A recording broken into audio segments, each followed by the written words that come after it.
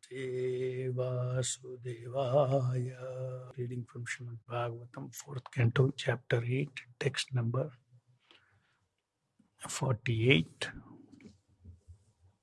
to 51. Kiritinam kundalinam keyuravalayannvitam kaustubhyabharanagrivam itakausheya Translation by Srila Prabhupada ki Jai. The entire body of the Supreme Personality of Godhead Vasudeva is decorated. He wears a valuable jeweled helmet, necklaces, and bracelets. His neck is adorned with Kaustuba jewel and is dressed in yellow silk garments.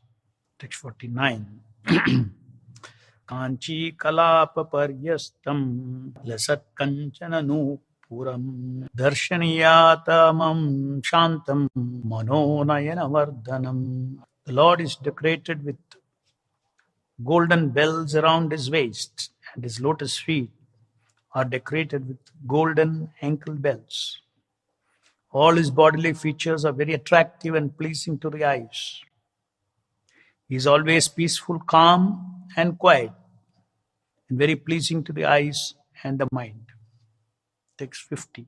Padyam nakamani shrenya vilasabdyam samarchatam hritpatmakarnika dishnyam akramayatmani avastitam. Real yogis meditate upon the transcendental form of the Lord as he stands on the whirl of the lotus of their hearts, the jewel-like nails of his lotus feet glittering. Text 51. Smayamanam avidyaye sanuragavalokanam niyatenaika bhutena manasavardharshabam. The Lord is always smiling, and the devotee should constantly see the Lord in this form, as he looks very mercifully towards the devotee.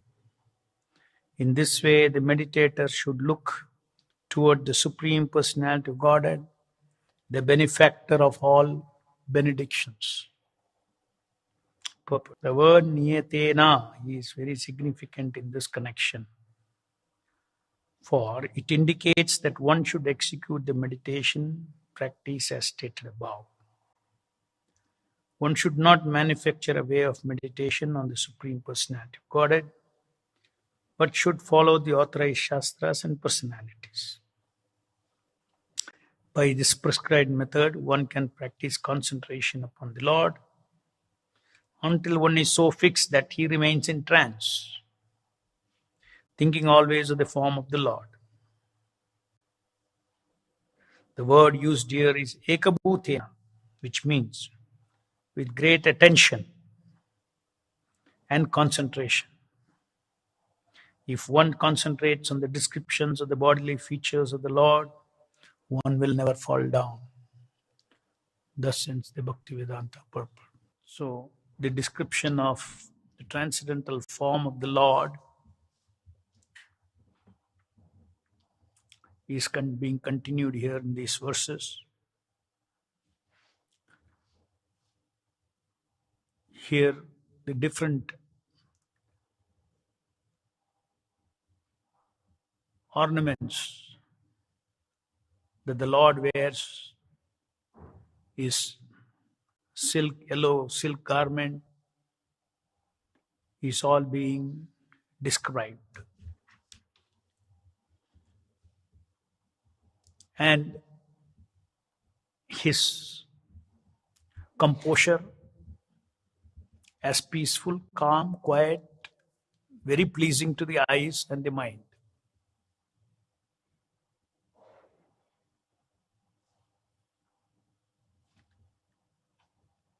And the real yogis, they meditate upon this form of the Lord, standing on the lotus in their hearts, and the jewel-like nails of his lotus feet glittering.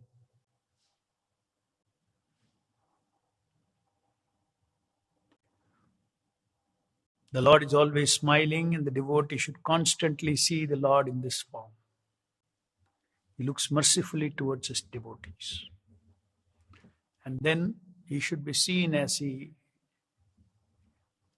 bestower of all benedictions. So,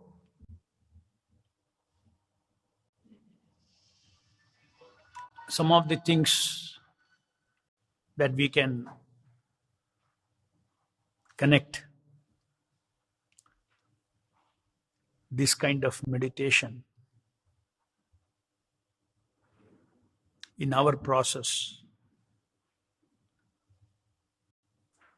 of Krishna consciousness, where we also worship the deities of the Lord, the Archa Vigraha. It is transcendental activity to decorate the Lord with beautiful looking ornaments, beautiful dress, and the Lord means Lord with his paraphernalia. This is the idea of the true nature of the absolute truth. The absolute truth is a personality, the supreme personality.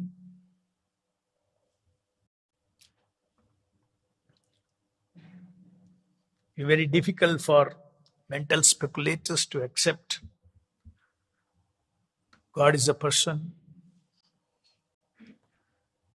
and who has inclination towards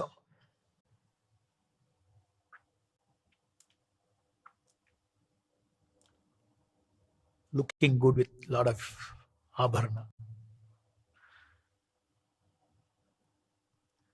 Actually, the Lord's abharana, the ornaments of the Lord, they're all Satchidananda personalities. They are decorating the body of the Lord, relishing their seva.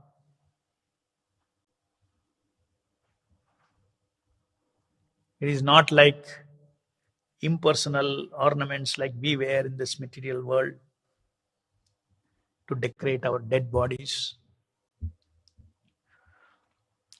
We do like to decorate our bodies with ornaments because that is the nature of a person. It is one of the. It is a nature of personality, personhood, to have a form, to appreciate beauty, to have ornaments. So a great sage, elevated personality like Narada Rishi, is describing all these things with regard to the Lord's jewelry, Lord's form, his composure, his smile, as we already read in the earlier purport. Such personalities are actually describing the Lord as they see, as they are seeing him with their transcendental eyes. Now here it's said that the Lord is always smiling, then one should always constantly meditate on this form, see the Lord in this form. The Lord is seated in everybody's heart, and often these instructions of Narada Rishi to Dhruva Maharaj are very useful to us as to how to think of the super soul in our heart. The Lord is seated in our heart, especially so, his always smiling face, and he is mercifully looking upon the devotees, and is a bestower of all benedictions. Like the Supreme Father, He is very kind and merciful. A child may be perturbed by so many problems because he lacks knowledge, he lacks power. But the Supreme Father is the supreme proprietor of everything, the owner of everything, who is a knower of everything. So he is never perturbed by anything, isn't it? In our life, we as persons are perturbed. Something is not working out, this problem, that problem, material problems are always there. So here we are talking about a person who is above the three modes of material nature. Above someone who is above the three modes of material nature does not have the sufferings of the material consciousness that material persons have. So his smiling face, one may wonder why the Lord is seated in the heart, is smiling and is cool when so much suffering is going on in this world. What kind of God you have? He is always peaceful, calm, quiet. How many people are suffering? And then he is always smiling also. He is seated in the heart of those who are suffering and he is smiling. Huh?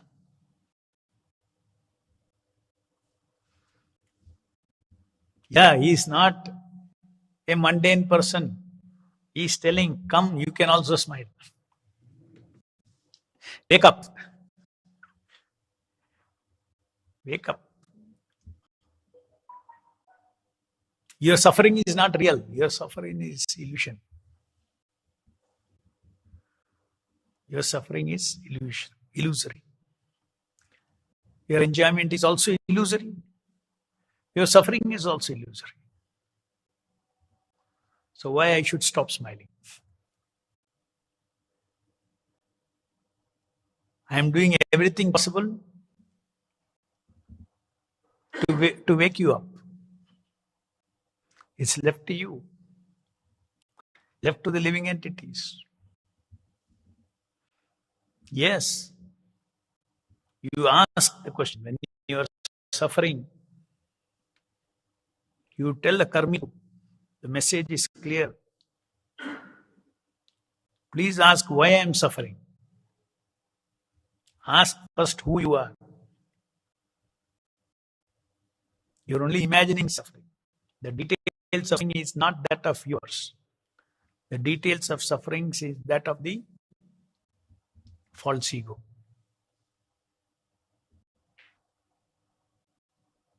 Nothing is happening to the soul. This is revealed in the scriptures. Prabhupada also talks 2-3 times in different letters to devotees, where Prabhupada explains that the soul actually never gets hurt.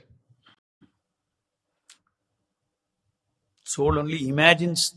In fact, it says soul only imagines he is bonded.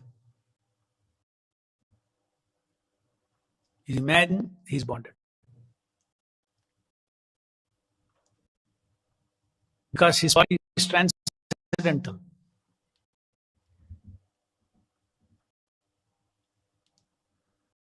A transcendental body, material energy can do nothing. Even now in this body,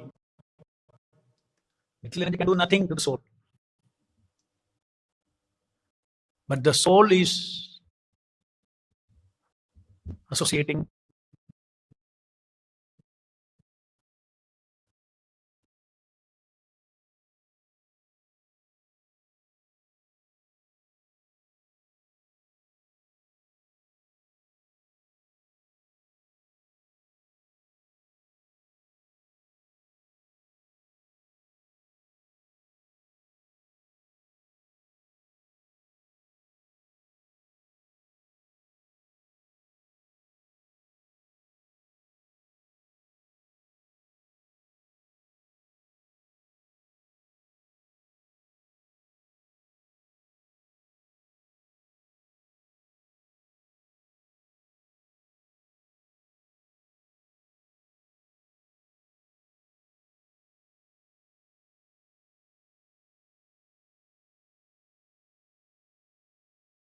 And the living entities are relating with those things.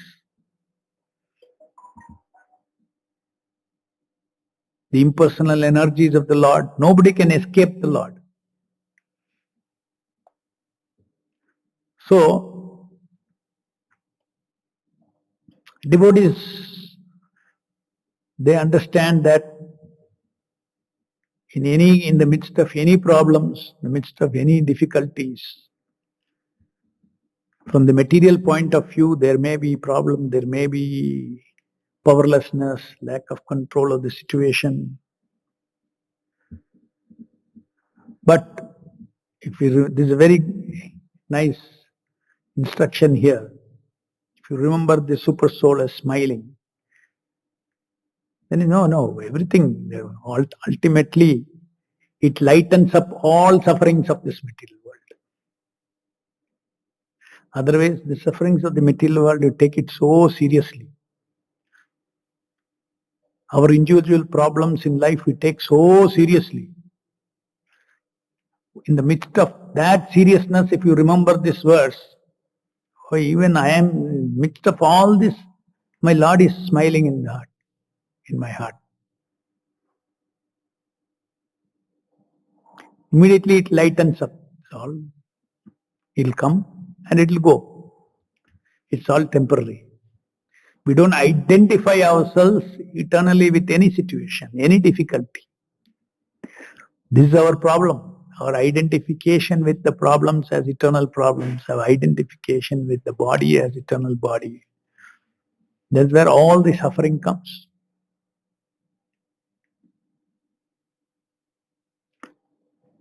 Now another important thing Prabhupada is telling in this purport, last line of the purport.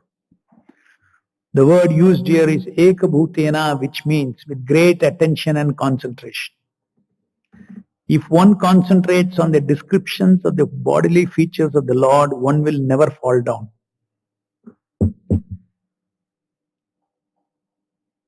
There is a transcendental reasons for all these things. Why one does not fall down if one concentrates, one gives attention and concentration on the descriptions, that means details of the bodily features of the day of the Lord, one will never fall down. There's a very big clue here.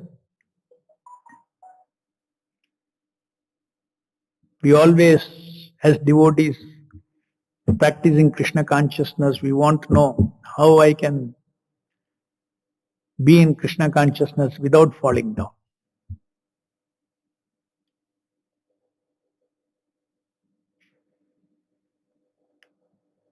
If the mind touches the veritatedness of the Lord,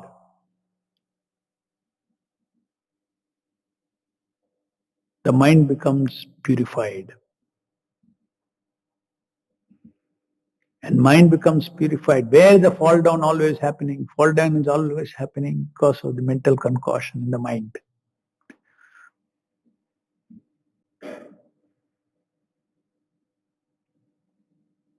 So when there is association of the transcendental form of the Lord, His descriptions with attention and concentration, it's just like Chetodarpanamarjana. Heart is cleansed.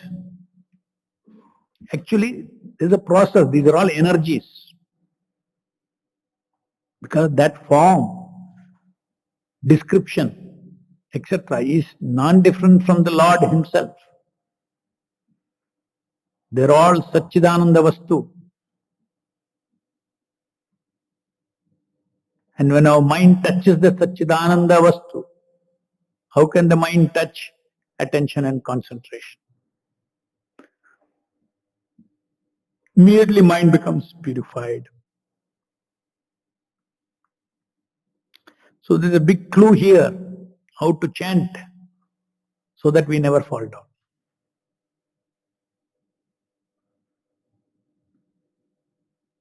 One who concentrates on the descriptions of the bodily features of the Lord, One who concentrates on each Hare Krishna, Krishna Krishna, Hare Hare, Hare Rama, Rama Rama, Hare Hare.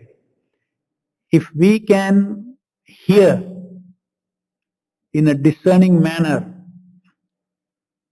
Hare Krishna, each word,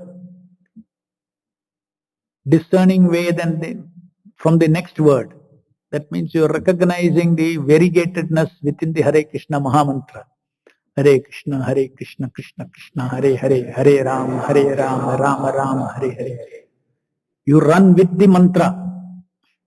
Each sound that is manifesting on our tongue, your hearing should run with. That's why Prabhupada gives example of iron put in a fire. How the fire energy warms up the iron and finally it becomes red hot. It acts like fire. These are all literally true. The Nama, Shakti Avashya Nama is the ocean of Satchidananda. There's an ocean of, you are invoking the ocean of fire. The fire called Satchid Ananda. Sat energy, Chit energy, Ananda energy. Big fire comes, we'll burn, we get sensitive, isn't it? But this is not a fire, it's not a material fire. It is a spiritual fire. But we are not sensitive. Because spiritual fire can only, the spiritual fire can be detected by spirit. Krishna is dancing on the tongue. Hare Krishna, Krishna Krishna, Hare Hare, Hare Ram, Ram, Hare Hare. You're saying it's a fire of Satchidananda. Nothing is happening to my tongue.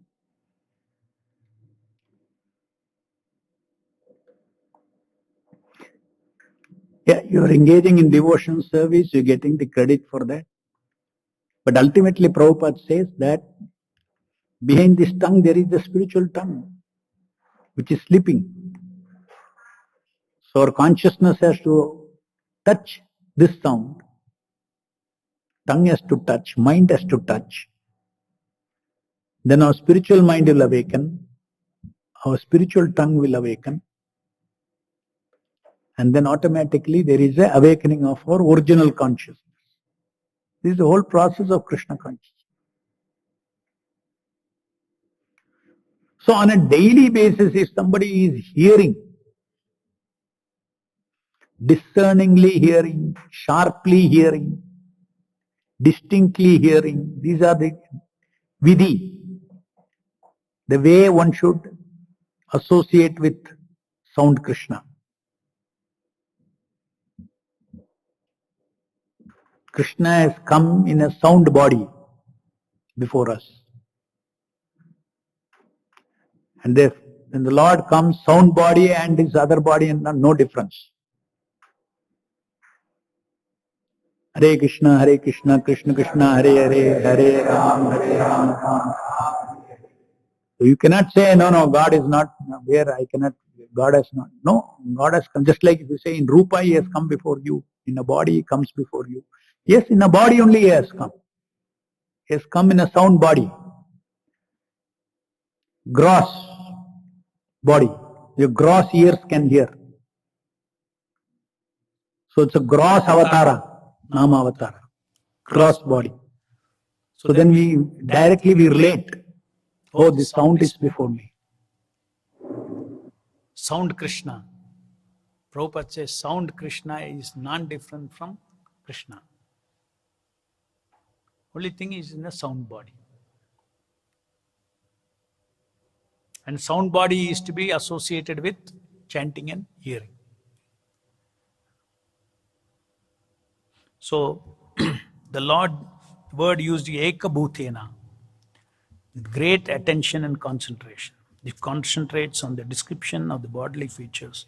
In fact, if one simply hears Hare Krishna Mahamantra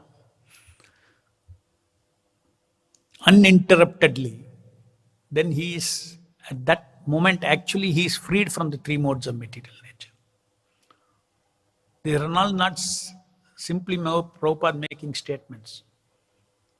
When you chant Hare Krishna, you are liberated. Prabhupada is saying. You say, I am chanting Hare, I am not liberated. But it's a true statement of fact. At that point of time when you are chanting, if you are hearing, if your mind is somewhere else, it's a different matter. You are not liberated. Because the mind is the one that binds you. And when you are chanting Hare Krishna, you are liberated, but you cannot experience liberation because only one moment you got liberated. So if you are able to, you can feel relief from the mind if you uninterruptedly chant even one round.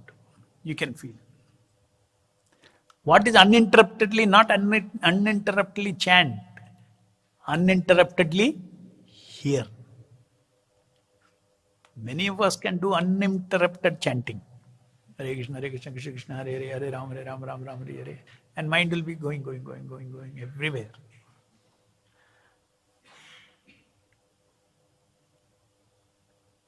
The sound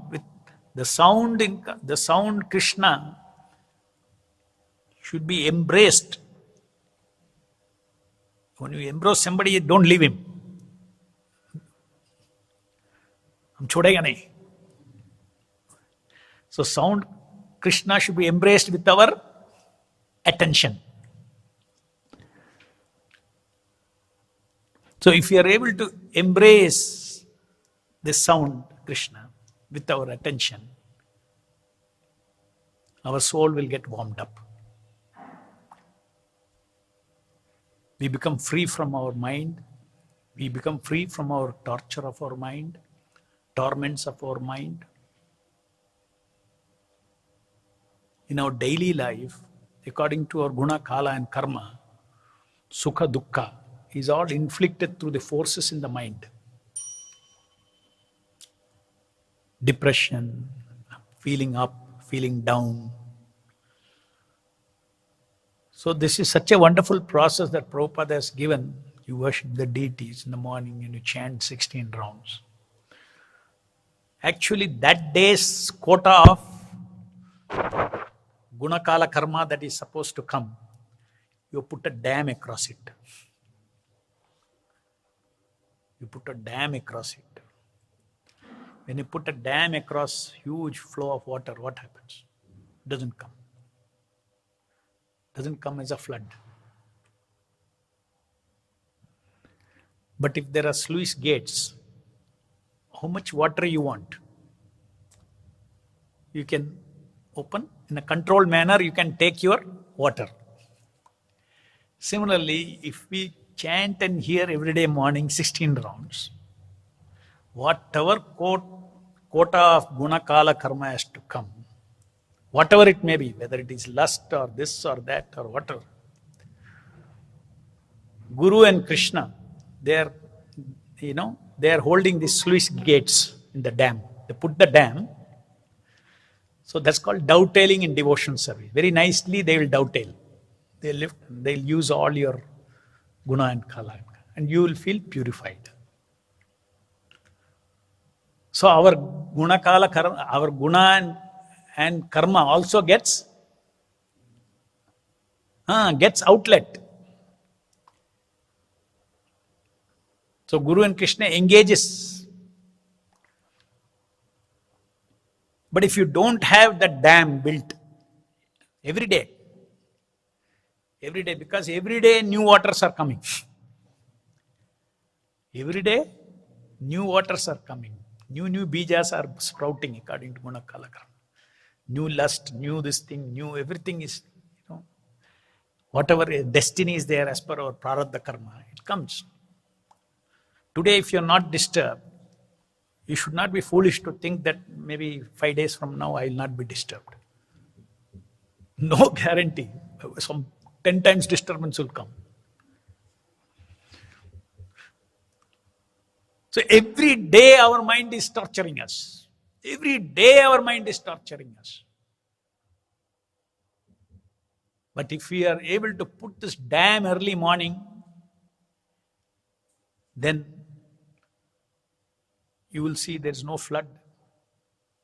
Our consciousness is peaceful because the Lord, the heart, guides us how to dovetail. If it is not there, then like a madman we can do service also. If there is no dam, what happens?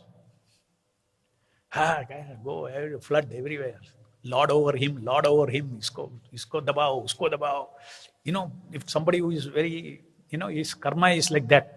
Suppose his karma is like that, very bossy and he will finish everybody. And everybody will feel tortured. These are the reasons I always tell. Managing temple means managing devotee sadhana. If the person does not have proper sadhana, chanting, quality sadhana, afterwards, you should really know that everything that happens is gadbad only.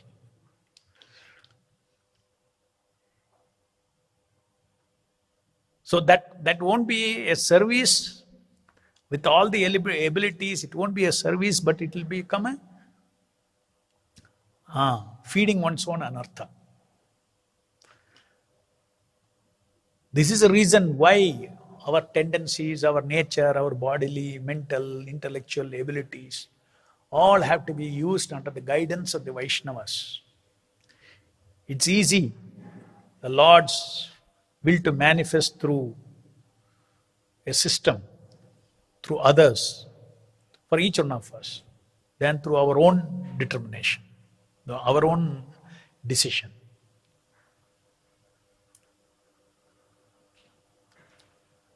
So we have got the universal one formula.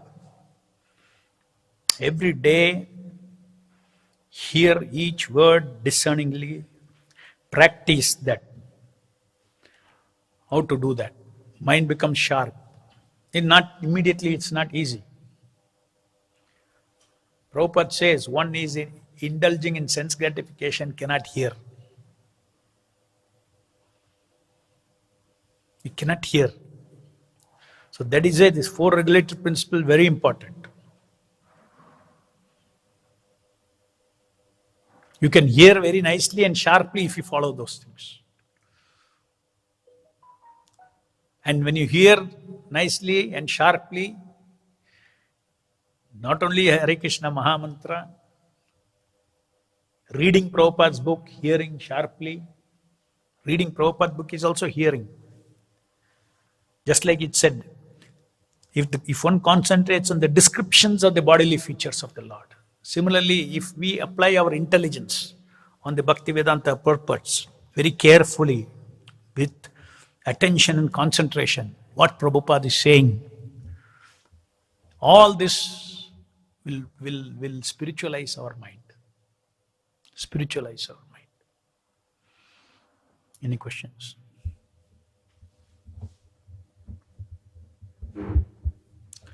So as I said, that's why always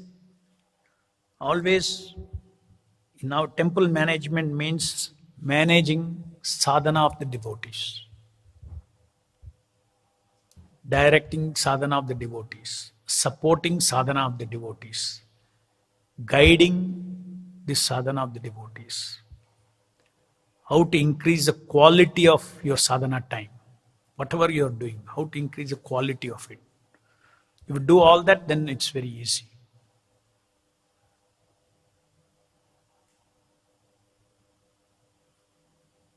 In Kali Yuga, in this age, is it possible for 150 devotees to stay in one place without fighting?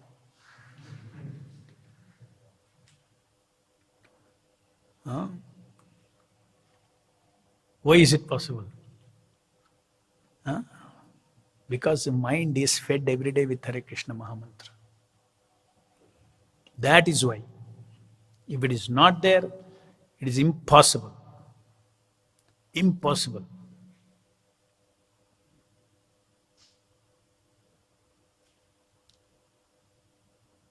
there'll be murders.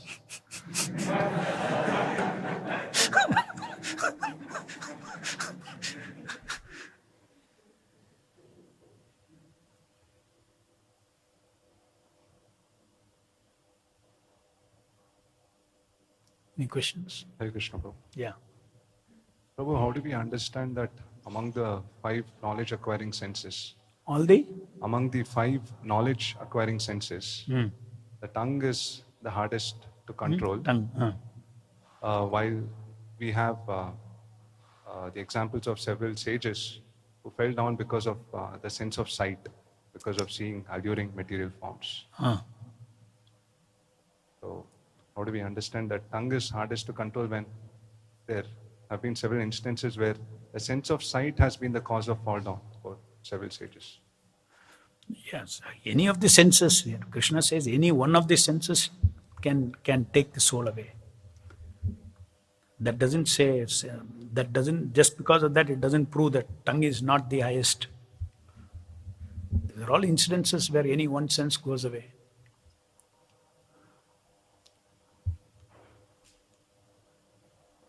It is a fact that tongue is the most difficult to control. Gross and subtle. Eating, talking, tasting, talking. Subtle talking. That way you can say your thinking is also tongue activity. Because you're subtly talking. Your thinking is nothing but talking.